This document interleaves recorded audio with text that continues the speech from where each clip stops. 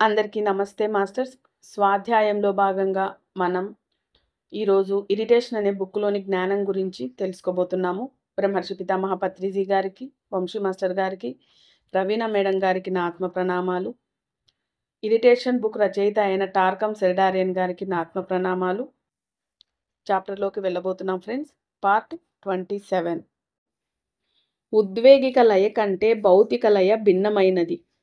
ఉద్వేగిక లయ మనో అంతరావబోధ ఆత్మిక పరమాణు దివ్య లయలకు భిన్నమైనది. లయబద్ధత ఆ లయకు చెందిన శక్తిని, దాని తలానికి చెందిన దానిని వ్యక్తీకరిస్తూ ఉంటుంది. ఆ విధంగా కొన్ని లయబద్ధమైన చలనాలు ప్రాణమయ, సూక్ష్మ మరి మనోశక్తులను ప్రసారం చేస్తాయి. అవి ఉన్నత శక్తులను కూడా ప్రసారం చేస్తాయి. కొన్ని లయలతో ఒక సమూహం రాశి చక్రపు శక్తులను ప్రసరించటం కూడా సాధ్యమే. ఒక్కో చిహ్నానికి ఒక్కో విధమైన శక్తి ప్రసారం జరుగుతుంది.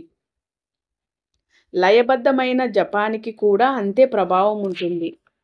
దాని నుంచి ప్రసరించే శక్తి భౌతిక తలంపైనే కాక సూక్ష్మ మనోతలాలపై కూడా ప్రసరింపబడుతుంది.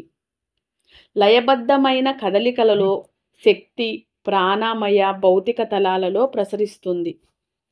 భౌతిక ప్రాణమయ సూక్ష్మ మనోతలాలలో శక్తి ప్రసరణ లయబద్ధమైన నృత్యం, గానం అత్యున్నత మార్గం.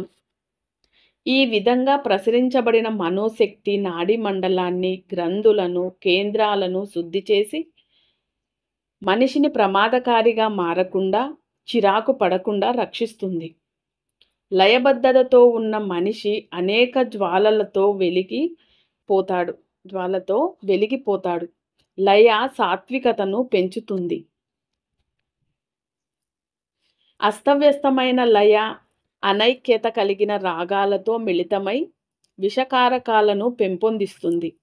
కొన్ని పక్షుల స్వరాలు చిరాకు పుట్టిస్తే మరికొన్ని ఆహ్లాదాన్ని పంచుతాయి. క్యాబేజీ, ఆస్పరాగస్, సరాయి మాదక ద్రవ్యాలు మాంసం, విషాలను పెంచి పోషిస్తాయి. లయబద్ధమైన జపం, కదలికలు లేదా నృత్యం చెయ్యాలనుకున్న సమూహాలు ఈ ఆహారాలను తీసుకోకూడదు. అసహించుకోవటం అనేది ప్రపంచవ్యాప్తంగా మహమ్మారిలా వ్యాపించింది. అది కాలేయంపై ప్రభావం చూపి కొన్ని సూక్ష్మజీవులు అంటువ్యాధులకు కారణభూతమైన వాటికి దారితీస్తాయి. అక్బర్ చక్రవర్తి ఎవరితోనైనా అసహ్యాన్ని పసిగడితే సంగీతకారులను కొత్త లయలతో ప్రయత్నించమని చెప్పేవాడు. అది ఆ అంటువ్యాధిని ప్రబలనీయదు, మంచి ఫలితాన్నిస్తుంది. చిరాకుకు అసహించుకోవటానికి దగ్గర సంబంధం ఉంది. అసహ్యమే చిరాకుకు ద్వారం. అది ఉద్వేగిక శరీరంలో మొదలై మనోశరీరానికి పాకి నరాలలోకి దిగివచ్చి చిరాకు పుట్టిస్తుంది. అసహ్యం ద్వేషాన్ని, చిరాకుని, విషాన్ని కూడా తెస్తుంది. ప్రమాదకారక ధోరణి అసహ్యంతో కలిస్తే అనేక అవయవాలలో వినాశకర వ్యాధులు ఏర్పడి ముఖ్యంగా కాలేయంపై ప్రభావం చూపుతాయి. ప్రమాదకారక తత్వాన్ని గాఢ కుదుపుల ద్వారా నాశనం చెయ్యొచ్చు.